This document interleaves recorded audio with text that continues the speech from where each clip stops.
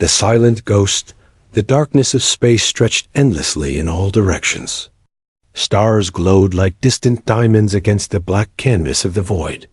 In this emptiness, where light took years to travel between points of interest, a massive alien fleet moved with purpose.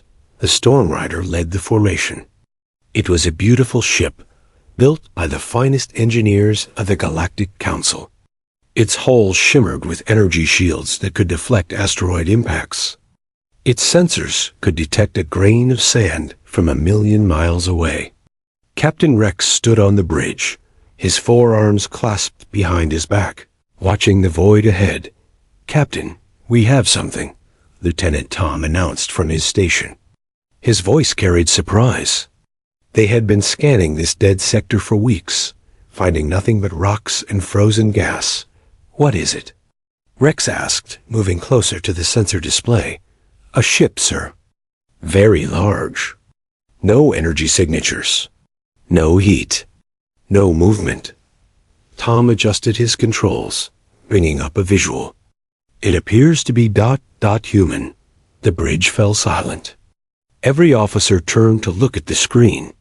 Humans had vanished from this part of space 300 years ago. Most believed the species was extinct, wiped out in the war with the Dark Fleet. "Are you certain?" Rex asked. "The design matches our historical database. Colony ship, Pioneer class. Registry shows USS Pioneer." Tom's tentacles trembled slightly. Finding a human ship was like finding a myth made real. The Pioneer drifted slowly, tumbling end over end. Its hull was covered in centuries of cosmic dust. Micrometeor impacts had left thousands of tiny craters across its surface. No lights shone from its windows. No energy flowed through its systems. It looked like a giant metal coffin floating in space. "Move us closer," Rex ordered. Slowly, full shields, the Storm Rider approached carefully. Rex knew the stories about human ships. They were dangerous, unpredictable. Humans built weapons that scared even their allies. But this ship was clearly dead. It had been dead for a very long time. "Sir, the ship is huge," Tom reported. 5 kilometers long. Our records say it could carry 50,000 colonists. Life signs? None, sir. Internal temperature matches space. No atmosphere. No power generation. Nothing. Rex made his decision. "Prepare a boarding party. Commander Lisa will lead. I want to know what happened to this ship." Commander Lisa assembled her team quickly. 20 soldiers, all veterans. They wore heavy armor and carried plasma rifles. Lisa herself was from a warrior species, tall and strong, with natural armor plating on her skin. She feared nothing, but even she felt nervous approaching the human ship. "Remember," she told her team, "humans were our allies once. Show respect for the dead, but stay alert. Human technology can be ... surprising." They flew across the gap between ships in a small shuttle.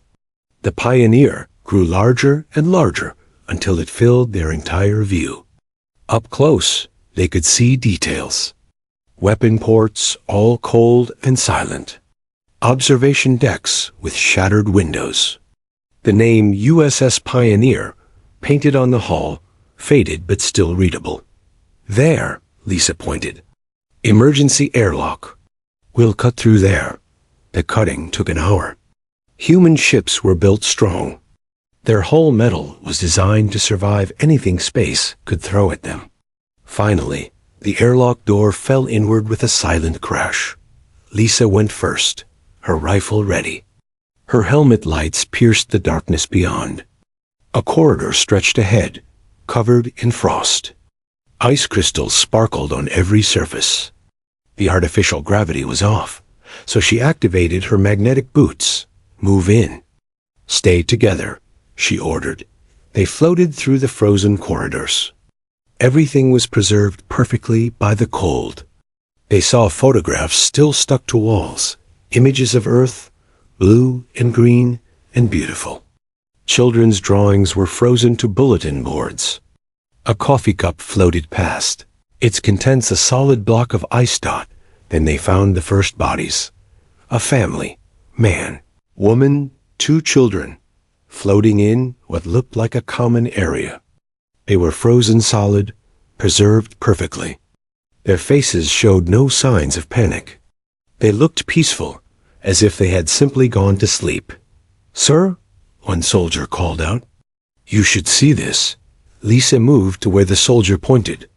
On the wall, someone had written a message in what looked like marker pen. "We choose to sleep rather than surrender.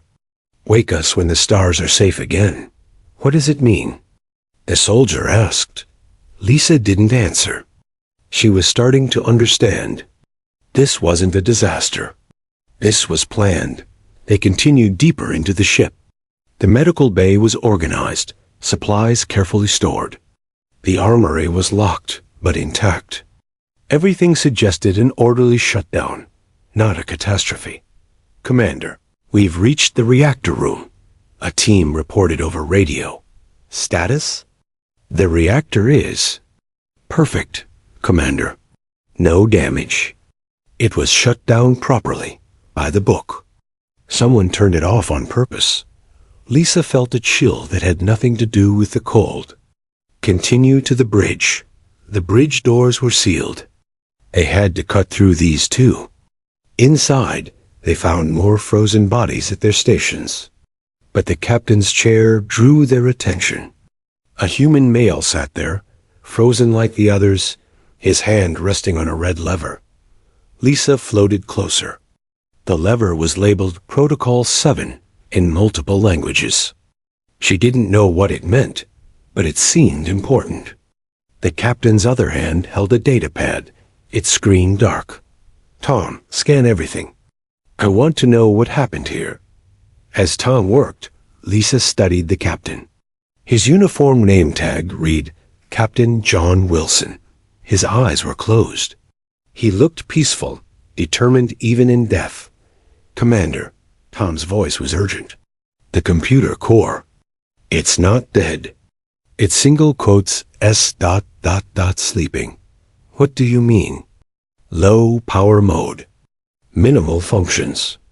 But it's intact. If we could provide power ... double quotes." Lisa reached out to stop him, but Tom had already connected his scanner to the captain's console. He was curious, too curious. A single red light blinked on, then another, then dozens. Throughout the dead ship, lights began to flicker. A deep humming vibration ran through the walls. The frozen console screen started to glow. "What did you do?" Lisa shouted. I just ... I just wanted to read the logs." On every screen, the same message appeared in 100 different languages. "Threat detected. Initiating defensive protocols. All non-human entities must evacuate immediately. You have 5 minutes." The captain's eyes snapped open. He couldn't move. He was still frozen solid. But his eyes were alive, aware, looking directly at Lisa. In those eyes, she saw not death, but patience. Endless, terrible patience. "Everyone out, now," Lisa commanded. They ran, flew, pushed through the corridors as fast as they could. Behind them, the ship continued to wake. Lights turned on in sequence. They heard the distant sound of machinery starting up. The temperature was rising. They reached their shuttle with 30 seconds to spare. As they flew away, Lisa looked back at the Pioneer. It no longer looked dead. Lights were coming on all over its hull. The engines were beginning to glow. "Captain Rex," Lisa reported, breathing hard. "You need to see this. The human ship. It's not dead. It was sleeping. And we just woke it up." On the Storm Rider's bridge, Rex watched in amazement as energy readings from the Pioneer spiked higher and higher. Whatever Protocol 7 was, it had kept the ship and its crew in suspended animation for 3 centuries, invisible to any scanner, waiting. But waiting for what? The answer came a moment later. A communication signal, the first in 300 years, emerged from the Pioneer. A human voice, rough from centuries of sleep, spoke just 3 words.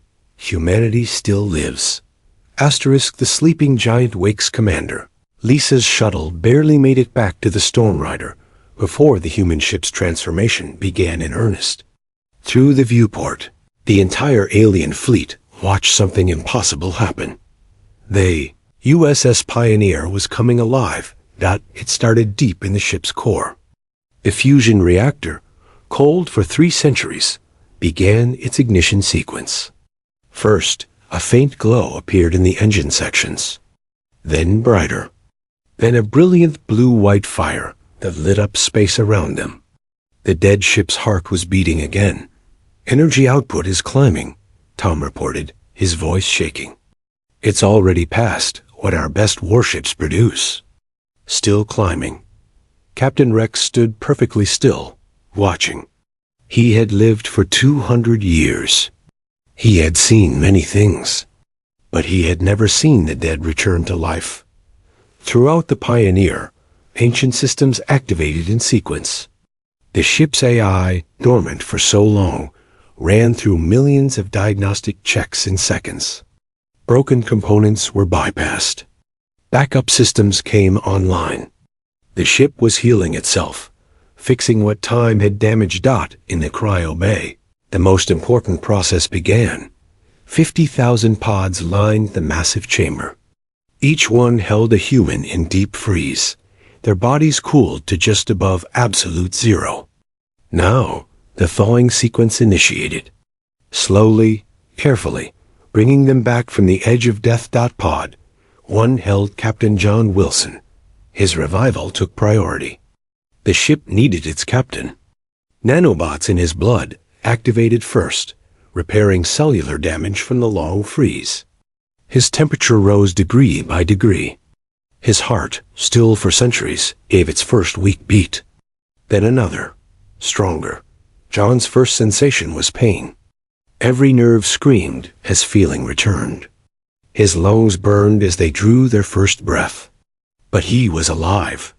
The plan had worked. Status report, he croaked, his voice barely working. The ship's AI responded immediately. Good morning, Captain. You have been in Protocol 7 suspension for 312 years, 4 months, and 6 days. All primary systems are operational. Alien vessels detected in immediate vicinity. 43 ships, various configurations. They do not match Dark Fleet profiles. John tried to sit up, failed, tried again. His muscles were weak, but responding. The crew? Revival in progress. Priority personnel first. Full crew revival will take 6 hours. The other ships? Our fleet? Awaiting your signal, Captain. John smiled weakly. 12 other colony ships were out there, scattered across dead systems, all sleeping like the Pioneer had been. All waiting for this moment. Not yet, he decided. Let's see who our visitors are first. Open communications. On the Storm Rider, alarms sounded as the Pioneer's communication array came online. Rex had been trying to contact them for an hour. Now, finally, someone was ready to talk. The screen flickered to life. A human face appeared, pale, thin, but very much alive. Captain John Wilson sat in his command chair, still wearing his uniform from 3 centuries ago. This is Captain John Wilson of the USS Pioneer, he said. His voice was steady despite everything. You are in proximity to a human vessel. State your identity and intentions. Rex stepped forward, making himself visible to the human. Captain Wilson, I am Captain Rex of the Galactic Council vessel Storm Rider. We are on a peaceful exploration mission. We mean you no harm. John studied the alien captain. 4 arms, scaled skin, eyes that saw in different spectrums than human ones. Not Dark Fleet, but still alien. Still potentially dangerous. Galactic Council, John repeated. That's new. There was no Galactic Council when we went to sleep. Much has changed in 3 centuries, Captain. The Dark Fleet you fled from attacked many species. We united to fight them. We won, though the cost was terrible. You defeated the Dark Fleet? John's voice carried disbelief and hope in equal measure. Most of them. Some remnants remain, hiding in dark space. Captain Wilson, we've been searching for human survivors for decades. Your species is legendary among us. Your sacrifice against the Dark Fleet saved millions of lives. Behind John, more humans were entering the bridge. His officers, still weak from revival, but taking their stations. The weapons officer, a woman named Kate, whispered something in John's ear. He nodded. Captain Rex, our sensors show you have 43 ships surrounding us. That doesn't look peaceful from where I'm sitting. Rex spread his 4 arms in what his species considered a peaceful gesture. We were searching for archaeological sites, Captain. Finding you alive. This changes everything. Please, we mean no threat. Lower your weapons, and we can talk properly. Our weapons aren't raised. Captain Rex. Tom checked his sensors again. The human was right. No weapon systems were active. But the energy readings from the ship were still climbing. Whatever the Pioneer was doing, it wasn't preparing to fight. Yet in the Pioneer's cryobay, more pods opened. Families were reuniting. Children who went to sleep afraid were waking to find their parents alive. The danger passed. Sort of passed. There were still aliens outside. One pod opened to reveal a teenage girl. Amy Wilson, the captain's daughter. She had been 10 when they went to sleep. The pod had kept her aging slowly, and now she was 16, though 3 centuries had passed. She sat up, confused, looking for her father. Dad? A crew member helped her stand. He's on the bridge, Amy. He's handling the situation. Situation? She was still groggy, but alert enough to be worried. We have visitors, aliens, not the Dark Fleet. Something else. Amy had heard enough. Even weak from the long sleep, she headed for the bridge. She needed to see her father. She needed to understand what was happening. On the bridge, negotiations continued. Captain Wilson, Rex was saying, I understand your caution. But please believe we are not your enemy. We've maintained memorials to your destroyed colonies. We've kept your history alive. The galaxy remembers humanity's courage. John wanted to believe him. After 3 centuries of nightmares about the Dark Fleet, he wanted to believe the universe had good in it too. But 50,000 lives depended on his choices. Send me proof, John said. Show me these memorials. Show me your war with the Dark Fleet. Rex nodded to Tom, who began transmitting files. Historical records, video footage, monument dedications.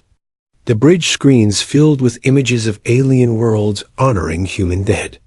Alien children learning about human courage in schools. A galactic council's charter, which mentioned humanity as an inspiration. John watched it all, his expression unreadable. His officers watched too.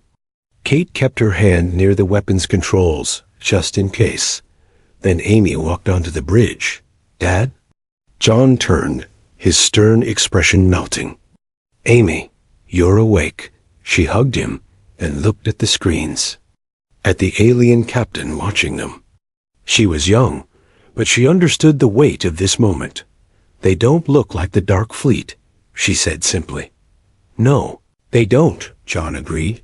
Maybe we should trust them. Maybe. John turned back to Rex. Captain, I'm sending you coordinates. Neutral space 1 light hour from here. Send 1 ship. We'll send 1 shuttle. Let's meet face to face, Rex considered. It could be a trap. But the humans had been helpless for hours before waking. If they wanted to destroy the Council fleet, they would have done it already. Agreed, Captain Wilson. 1 hour. The communication ended. John stood, still unsteady. Around him, his bridge crew was fully assembled now. They looked to him for orders. "Wake everyone," he commanded. "All souls. I want this ship at full readiness. Kate, weapons on standby. Mike, get our shields up. If this is a trap, we need to be ready. And if it's not?" Amy asked. John looked at his daughter, seeing hope in her young eyes. "Then maybe, just maybe, humanity gets a second chance." Outside, the Pioneer completed its power-up sequence. Its running lights spelled out a message in the darkness, not in any language, but in simple light patterns anyone could understand. Pulse, pulse, a heartbeat.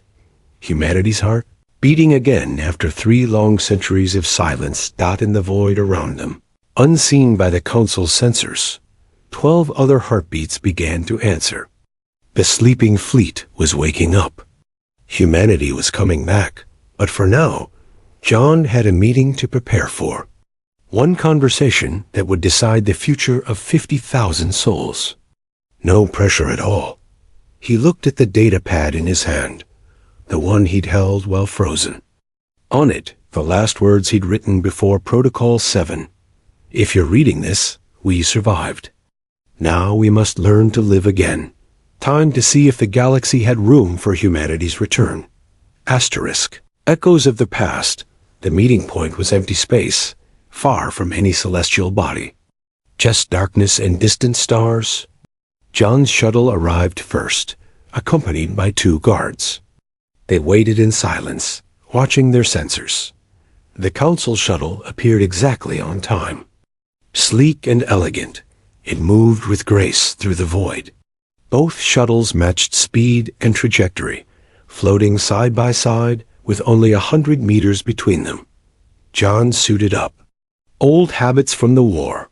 Never trust artificial atmosphere when meeting unknowns.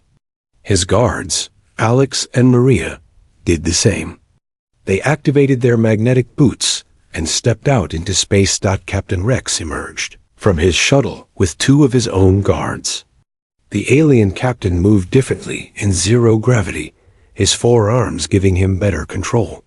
But he moved slowly, carefully, showing no aggression. They met in the middle, floating in the endless black. "Captain Wilson," Rex said through the suit radio. His translator made his voice sound almost human. "Captain Rex," John replied. For a moment, they just studied each other. Human and alien, separated by biology, united by command. Both had the weight of their people's survival on their shoulders. "Your ship," Rex began. "It's remarkable. To hide for so long, to survive in stasis. We thought such technology was impossible. Desperation makes many things possible," John said. "When you're watching your worlds burn, you get creative. Tell me about the Dark Fleet, your perspective. We have records, but records don't capture the truth of survival." John was quiet for a moment, remembering. Even after 3 centuries, the memories were fresh. Protocol 7 had preserved everything, including the pain. "They came without warning," he began. "Black ships that ate light. No communication, no demands. They just deleted us, planet by planet. The colony on Mars went first. 8 million people, gone in an hour." Rex listened without interrupting. "Earth managed to fight back for a while. But for every Dark Fleet ship we destroyed, 10 more appeared. They had technology we couldn't match. Weapons that aged matter to dust, shields that bent space itself. How did you survive?" "We ran." The admission hurt John's pride even now. 13 colony ships, each carrying 50,000 souls. We couldn't fight, so we hid. Protocol 7 was our last option. Biostasis so deep that we appeared dead to any sensor. No heat, no energy, no life signs. We became space debris, drifting in the void. "For 300 years, Rex said, amazement in his voice. Your entire species chose to sleep rather than surrender." "Not the entire species." John's voice grew hard. "Earth fell. The inner colonies fell. Billions died so that we could run. We're all that's left. That wasn't entirely true, but Rex didn't need to know everything yet. Captain, the Dark Fleet attacked us too, Rex said. My homeworld barely survived. That's why we formed the Council. 70 species, united in defense. It took us 50 years, but we pushed them back. You won. We survived. They retreated to dark space, the void between galaxies. But they're still out there. Still dangerous. John processed this information. The enemy that had destroyed humanity was wounded, but not dead. That changed things. Captain Rex, I need to ask you something directly. What do you want from us? Rex's forearms moved in what might have been surprise. Want? Captain, we want nothing. We're just glad you're alive. Humanity was known for its courage, its innovation. The galaxy is lesser without you. Pretty words. But everyone wants something. Rex was quiet for a moment. Then, you're right. We do want something. We want you to live, to thrive, to take your place among the stars again. And if you're willing, we want you to stand with us if the Dark Fleet returns. Our weapons, John said carefully, they're not exactly legal by most civilization standards. We know. Antimatter weapons, quantum disruptors, worse things probably. The Council banned such weapons long ago. Rex paused. But the Council never faced extinction like humanity did. Desperate times, desperate measures. We won't judge you for surviving. John made a decision. He pulled out a small device from his suit, activated it. In the space between them, a holographic display appeared. Stars, systems, and 13 blinking lights scattered across the void. The pioneer isn't alone, John said simply. Rex studied the display. 13 lights. 13 colony ships. They're all in Protocol 7? They were. I sent the wake-up signal an hour ago. By now, they're all beginning revival procedures. 650,000 humans, Captain. That's our entire species. Where are the ships? Dead systems. Places no one would look. Asteroid fields, nebula cores, the gravity wells of black holes. We hid where even the Dark Fleet wouldn't search. As if on cue, Rex's communicator buzzed. Tom's voice, excited. Captain, we're detecting energy signatures appearing across the sector. 12 more human ships, powering up. Rex looked at John with new respect. You coordinated this perfectly. We had 3 centuries to plan, John replied. The question now is what happens next. Before Rex could answer, another alert sounded. This time from John's shuttle. Amy's voice came through. Urgent. Dad, you need to see this. We're picking up Dark Fleet signatures. Deep space, but moving this way. Both captains turned toward John's shuttle.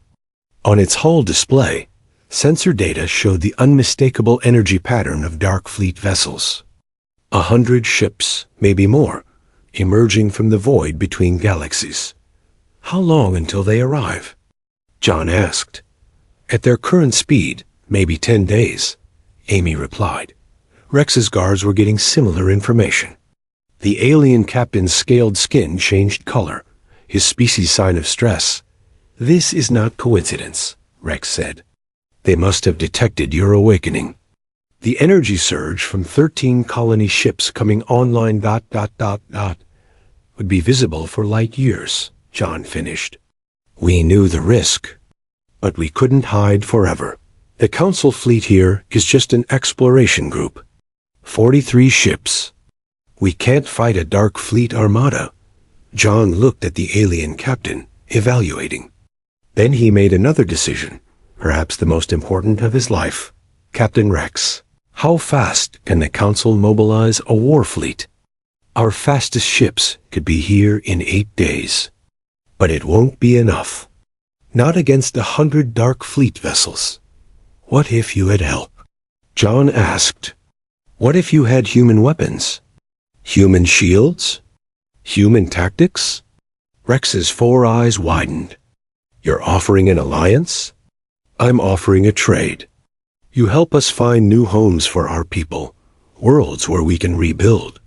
In exchange, we share our military technology and fight beside you. The council would need to vote. We don't have time for politics, John interrupted. You have 8 days to convince them.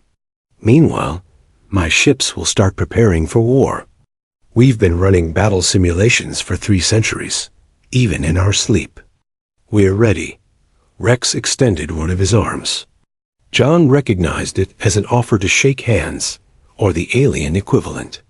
He took it. I'll convince them, Rex promised.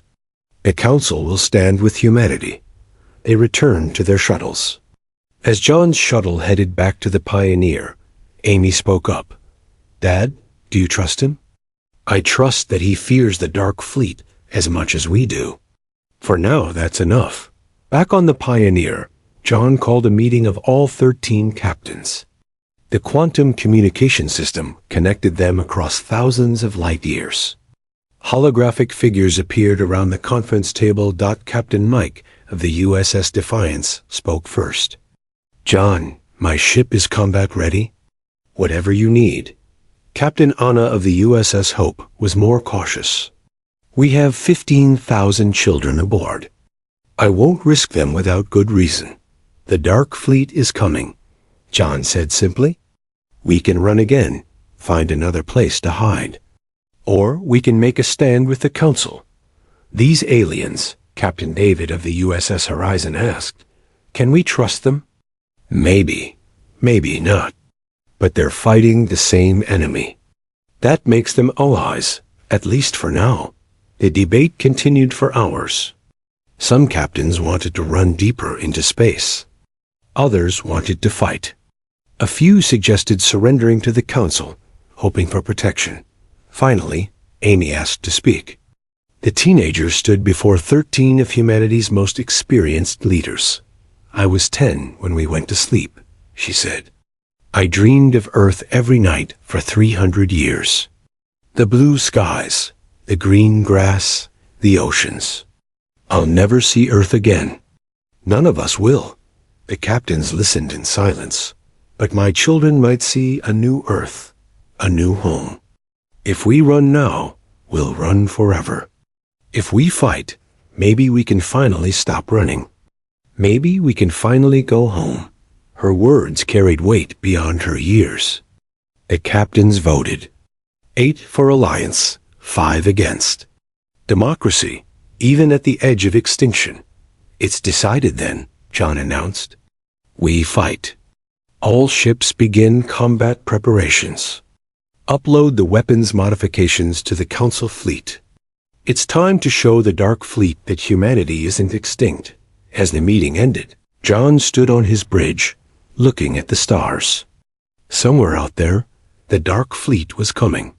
The enemy that had driven humanity to the edge of extinction was returning. But this time, humanity wouldn't face them alone. And this time, humanity was angry. 300 years of anger, carefully preserved in the ice, was about to thaw. Asterisk strength and unity, the next 8 days would determine humanity's fate. On the Pioneer, engineers worked around the clock. They had weapons technology that the Council had banned centuries ago, not because it didn't work, but because it worked too well. Now, they were packaging this knowledge into data packets that alien ships could use. Kate, the weapons officer, stood before a mixed group of human and alien engineers. The aliens had shuttled over, eager to learn. They looked at her with a mixture of fear and fascination. This, she said, holding up a small device, is a quantum disruptor core. It doesn't destroy matter. It makes matter forget how to exist. The atoms simply ... stop. A 4-armed alien engineer raised a hand. That's impossible. The energy requirements alone would be infinite, yes, if we were following normal physics. Kate smiled grimly. But humans learned something when the Dark Fleet was killing us. The rules can be bent if you're desperate enough. She showed them the equations. The aliens recoiled. The math was wrong. Insane, but it worked. It was the kind of science that only emerged when a species had nothing left to lose. Meanwhile, Captain Rex was in heated communication with the Galactic Council's emergency session. 70 species, all arguing about whether to trust humanity. They hid for 3 centuries. One counselor argued, "How do we know they're not compromised by the Dark Fleet?" "Because the Dark Fleet is coming to destroy them," Rex replied patiently. "Just like they tried to destroy all of us. Their weapons violate 12 sacred treaties." "Their weapons might save us all," Rex interrupted. "I've seen their specifications. One human ship has the firepower of 10 council vessels." The debate raged on. But while politicians talked, soldiers prepared. Council warships began arriving, first in small groups, then in fleets. By day 5, 3,000 ships had assembled. It still wasn't enough. John called another captain's meeting. This time, they met in person on the Pioneer. 13 humans who carried the weight of their entire species. "We need to discuss the Phoenix Protocol," John said. The room went silent. Everyone knew about Phoenix. It was humanity's last resort, worse even than Protocol 7. Captain Mike leaned forward. "John, Phoenix means suicide. Each ship becomes a bomb. I know. My crew has families, children. I know." John's voice was steady. "I'm not ordering anyone to use it. But we need to be ready. If the Dark Fleet breaks through, if it looks like we're going to lose... then we take them with us," Captain Anna finished. Like Earth did. They all remembered the last transmission from Earth. The planet's orbital defense platforms, knowing they were doomed, had detonated their cores simultaneously. The explosion had destroyed 1,000 Dark Fleet ships and bought the colony ships time to escape. "Each captain makes their own choice," John said. "But we prepare the systems, just in case." Amy had been listening from the doorway. She entered the room, uninvited but not unwelcome. "There has to be another way," she said. "We can't have survived 300 years just to blow ourselves up."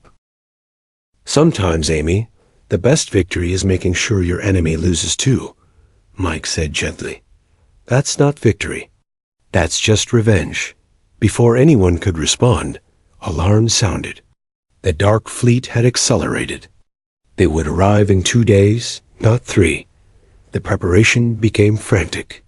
Human engineers worked beside alien ones, installing shield generators that bent space-time, weapons that violated the laws of physics. The council ships were transformed, becoming deadlier than their designers had ever intended. On the second-to-last day, something unexpected happened. More ships arrived, not council military, but civilians. Merchant vessels, science ships, even private yachts. They came from dozens of species, all broadcasting the same message. "We stand with humanity." Rex met with John on the Pioneer's observation deck. "Why?" John asked, watching the civilian ships take position. "They can't fight. They'll die." "They remember," Rex said. When the Dark Fleet came, humans were the first to respond. Small colonies sent their only defenders to protect alien worlds they'd never seen. Earth broadcast warning signals until the very end, saving billions of lives. The galaxy hasn't forgotten. John felt something he hadn't experienced in centuries. Hope. Not just for survival, but for something better. "Your council," John said, "would they really accept us? After the war? After everything?" "See for yourself." Rex handed John a data pad. On it were messages from across the galaxy. Offers of land on 100 worlds. Invitations to join trade federations. Proposals for cultural exchange. The galaxy didn't fear humanity. It had been waiting for them to come back. "We kept your music," Rex added. "Your art, your literature. Children across the galaxy learn about Shakespeare and Mozart. Earth may be gone, but human culture survived. John had to turn away to hide his emotions. Amy didn't bother hiding hers. She hugged the alien captain, surprising everyone. The last day arrived too quickly. 13 human ships took point position. Behind them, 3,000 council vessels formed up. The civilian ships stayed back, but refused to leave. In total, nearly 4,000 ships waited for the Dark Fleet. The enemy arrived exactly on schedule. Space tore open in a way that hurt to perceive. Dark Fleet ships poured through, not 100, but 300. They had brought a full battle group. All ships, John broadcast, remember your training. Remember your families. Remember Earth. The Dark Fleet attacked without warning or words, as always. Beams of pure entropy lashed out, aging council ships to dust in seconds. But the human shields held, bending space so severely that time itself got confused. Entropy weapons hit shields and forgot what they were supposed to do. Return fire. John ordered. 13 human ships spoke as one. Quantum disruptors fired, making Dark Fleet vessels simply cease. Antimatter torpedoes turned enemy formations into miniature suns. Gravity hammers crushed Dark Fleet ships into points of infinite density. The Council Fleet, upgraded with human technology, joined the assault. For the first time in history, the Dark Fleet was taking more damage than it dealt, but the enemy adapted. They always did. Their ships began moving in patterns that confused human targeting systems. They found frequencies that partially penetrated the modified shields. The USS Courage was the first human ship to fall. A concentrated barrage from 20 Dark Fleet vessels overwhelmed its defenses. The ship broke apart, its 50,000 souls scattered to the void. Courage is down. Someone screamed over comms. Hold the line. John commanded. Make them pay for every meter. The battle raged for hours. Ships died on both sides. The civilian vessels, unable to fight, used themselves as shields for damaged warships. A small merchant freighter rammed a Dark Fleet cruiser, destroying both. Captain Mike's voice cut through the chaos. John, I'm hit bad. Reactors going critical. I can't stop it. Evacuate. No time. Mike's voice was calm. But I can aim it. Moving to Dark Fleet Center formation. It's been an honor, old friend. The USS Defiance accelerated toward the enemy's heart. Dark Fleet ships tried to destroy it, but Mike's crew kept the engines running even as the ship came apart around them. The Defiance reached the center of the enemy formation, just as its reactor went critical. Explosion was visible from 3 systems away. When the light faded, 40 Dark Fleet ships were gone. But more kept coming. We're losing, Kate reported. They have too many ships. John looked at the tactical display. She was right. Despite their technology, despite their courage, humanity and the Council were outnumbered. In another hour, maybe 2, they would be overwhelmed. All ships, John began, ready to order Phoenix Protocol. Wait. Amy shouted, Look! On the edge of the battle, space was tearing open again. More ships were coming through. But these weren't Dark Fleet vessels. They were human. Massive dreadnoughts, battleships, carriers, military vessels everyone thought had died with Earth. 100 ships, then 200, all bearing human military designations. This is Admiral Sarah Chun of the Earth Remnant Fleet. A voice broadcast. Sorry we're late. We've been sleeping too, waiting for the right moment. All human vessels, form up. Let's finish what Earth started. The military ships had been hiding even deeper than the colony ships, waiting in the void between galaxies. They had heard John's wake-up signal and come as fast as possible. With the military fleet's arrival, the battle turned. Professional soldiers, who had spent 3 centuries planning this exact fight, took control. They knew every Dark Fleet tactic, had a counter for every weapon. The Dark Fleet, faced with unexpected resistance, began to retreat. But humanity wasn't done. The combined fleet pursued, destroying fleeing enemy ships. No mercy, no hesitation.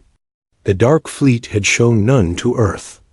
The last Dark Fleet ship tried to open another tier in space to escape. 3 quantum disruptors hit it simultaneously. The ship didn't just cease to exist. It never had existed. Reality itself forgot it had ever been there. The battle was over. 4,000 ships had faced 300. 800 Allied vessels were destroyed, including 2 human colony ships. But the Dark Fleet battle group was completely eliminated. John stood on his bridge, exhausted. Around him, his crew celebrated. They had won. Humanity had won. Rex's image appeared on the screen. Captain Wilson, the Council votes unanimously. Humanity is welcome in the galactic community. You've more than earned your place. Admiral Chun added her own message. John, the military fleet is at your disposal. But our war is over. It's time to build something new. Amy stood beside her father, looking at the stars. So what now? John smiled, the first real smile in 300 years. Now we find a new home. Now we live. The gathered fleet began to move, heading toward Council space. Toward worlds where humans could walk under open skies again. Toward a future that, for the first time in centuries, held more than just survival. Behind them, the debris of the Dark Fleet floated in the void. A monument to humanity's darkest hour and finest victory had drifted in endless void for 300 years, but they had finally responded. Asterisk humanity's finest. Our 3 weeks had passed since the battle. The combined fleet now orbited a blue-green world that the Council had designated for humanity. It wasn't Earth, but it had oceans, forests, and skies that welcomed human eyes. John stood in the Pioneers' conference room with Admiral Chun, Captain Rex, and the remaining human captains. They were planning something that seemed impossible just a month ago. A future. The Council has offered us 12 worlds, Rex reported. All in the same sector, close enough for easy travel.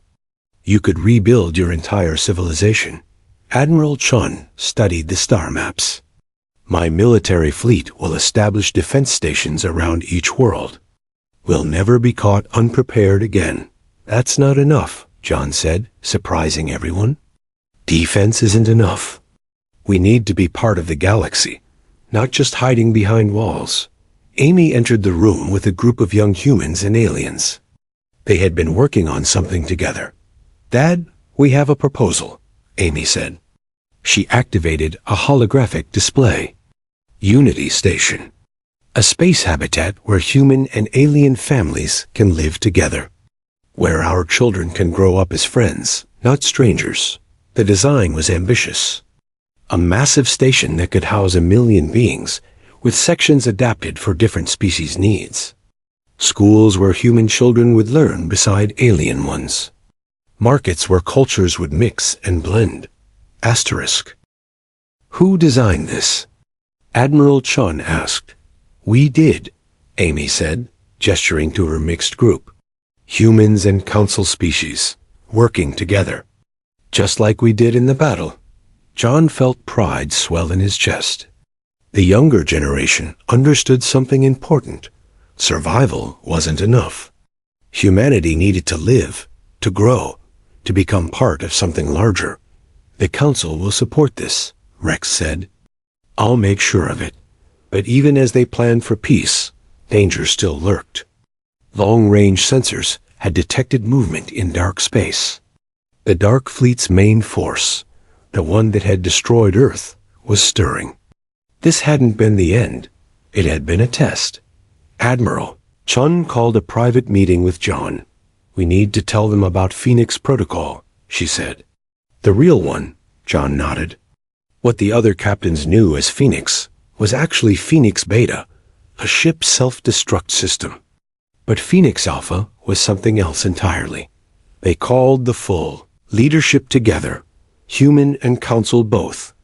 Earth didn't just die fighting. Admiral Chun began. In our final days, we built something. A weapon so terrible that we scattered its pieces across the galaxy, hoping we'd never need it. She showed them the specifications. Phoenix Alpha, a device that could collapse a star into a black hole, sending gravitational waves that would destroy everything within 10 light years. The room went silent. 13 pieces. John explained. Each colony ship carries one. Together, they form the complete device. Earth's final gift or curse. You've been carrying doomsday weapons? Rex asked, his scales pale. We've been carrying insurance, John corrected. If the Dark Fleet ever threatened to destroy all life in the galaxy, we could stop them. Even if it meant destroying ourselves too. Before anyone could respond, alarms sounded. Every alarm, on every ship, simultaneously. The main display showed why. The Dark Fleet's main force had arrived. Not hundreds of ships, thousands. They surrounded the entire system, blocking any escape, but they didn't attack. Instead, they sent a message. The first communication from the Dark Fleet in recorded history. The screen filled with static and resolved into an image. The being on screen was impossible to describe. It seemed to exist in more dimensions than the human eye could process. When it spoke, the words bypassed the ears and appeared directly in everyone's mind. Humans, it said. We are the Void Hunters. We do not destroy randomly. We harvest species that grow too dangerous. Humanity created weapons that could end reality itself. You had to be stopped, but you failed, John responded. We survived. You hid. That is not the same as winning. The entity's form shifted. Now you work with lesser species. You share your dangerous knowledge. This cannot be allowed? Lesser species? Rex stepped forward. We defeated your battle group. Together, we are strong. You won a skirmish. Now face the storm. The communication ended. The Dark Fleet began to move, tightening their encirclement. Admiral Chun looked at John. Phoenix Alpha? Not yet. We try everything else first. The battle began differently this time. The Dark Fleet didn't charge. They pressed in slowly, methodically, letting their overwhelming numbers create despair. They wanted humanity to understand the hopelessness of their situation. But humanity had been hopeless before. All colony ships, John broadcast. Remember Protocol 7. We played dead for 3 centuries. Now show them what we learned while we slept. The 13 colony ships began to change. Their hulls reconfigured, revealing weapons that had been hidden even from their allies. Pieces of Earth's final research, developed in underground bunkers while the planet burned above. The USS Hope fired first. A beam of pure nothing, not darkness, not energy, but the absence of existence itself. It carved through 100 Dark Fleet ships like they were drawings being erased. The USS Horizon unleashed swarms of nanobots that converted enemy ships into more nanobots, spreading exponentially through the Dark Fleet formation. The Pioneer revealed its secret, a temporal weapon that aged portions of space millions of years in seconds. Dark Fleet ships crumbled to dust, then less than dust. The Council Fleet, inspired by humanity's determination, fought with renewed fury. Rex's ship rammed a Dark Fleet cruiser, his crew singing war songs from a dozen different worlds. But the Dark Fleet had their own surprises. They began merging their ships, creating larger and larger vessels. Soon, they had formed 3 megastructures, each the size of a small moon. They're adapting, Kate reported. Our weapons are becoming less effective. 1 megastructure fired. The beam deleted the USS Liberty and the USS Justice from existence. Not destroyed, erased from the timeline. Only the memory of them remained. Phoenix Alpha, Admiral Chun said. We have no choice. No, Amy said. She had been quiet during the battle, working with the other young people on something. "We have another way," she explained quickly. The young humans and aliens had been studying the Dark Fleet's communication. They understood something the adults had missed. "They're not evil," Amy said. "They're gardeners. They think they're protecting the universe from dangerous species. We need to show them they're wrong." "How?" John asked. "By showing them what we've built together." Amy turned to Rex. "Captain, can your ship broadcast on their frequency?" "Yes, but trust me." Rex nodded. Amy and her group took over the communication system. They began broadcasting not words, but images, memories, human medics saving alien children, alien engineers helping human families, the merchant ship that had sacrificed itself to save human vessels, children of different species playing together on Unity Station's designs, art created by human-alien collaboration, music that blended the sounds of 50 worlds, showed the Dark Fleet what the galaxy could be when species worked together instead of apart. The Dark Fleet weapons stopped firing. The Void Hunter appeared on screen again. "You argue that dangerous species can become ... safe?" "We argue that dangerous and safe are the wrong words," Amy responded. "Every species is dangerous when threatened. But together, we're strong without being threatening. We protect each other. You would share weapons that could destroy stars. We would share the responsibility to never use them," John said, understanding Amy's plan. "Every species would hold a piece of Phoenix Alpha. No one could use it alone. It would take the entire galaxy agreeing to ever activate it." The Dark Fleet was silent for a long moment. Then another. The megastructures began to separate back into individual ships. "This is unexpected," the Void Hunter said. "We have harvested for millions of years. We have never seen species unite this way." "Because you never gave them the chance," Amy said. "You attacked without warning, without communication. You created the very danger you sought to prevent." More silence. The human and council fleets waited, weapons ready but not firing. "We will observe," the Void Hunter finally said. "If this unity fails, if you become a threat to existence itself, we will return." "And if it succeeds?" John asked. "Then perhaps we too will learn something new." The Dark Fleet began to withdraw. Not fleeing, but leaving with what might have been respect. They opened tiers in space and disappeared into the void between galaxies. The battle was over. Not through destruction, but through understanding. 1 year later, Amy stood on the soil of New Earth. The colony was thriving. Human children played with alien ones in parks designed by architects from 20 worlds. The sky was purple instead of blue, but it was beautiful in its own way. Unity Station was under construction, already a symbol of hope for the galaxy. The Phoenix Alpha pieces had been distributed among 70 species, ensuring it could never be used by one group alone. John stood beside his daughter, watching the sunset. "You did something I couldn't. You found peace." "We all did," Amy said. "Humanity's finest hour wasn't when we fought. It was when we chose to trust." The Pioneer still orbited above, maintained and ready. Because humanity had learned an important lesson. Peace was precious, but it needed to be protected. In schools across the galaxy, children learned a new story.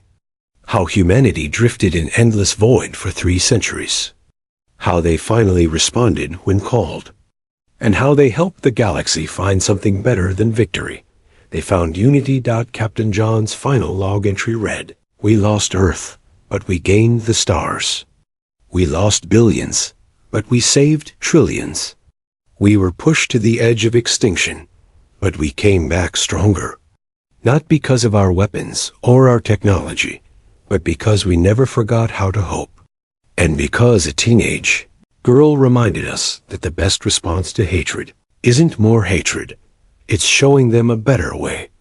The story of Humanity's darkest century had become the galaxy's brightest moment. And in the endless void, where the pioneer had drifted silent for so long, beacon stations now broadcast a simple message to any who might hear.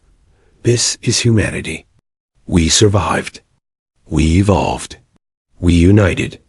And we're here to help. The void was no longer endless, no longer empty. It was home. Asterisk.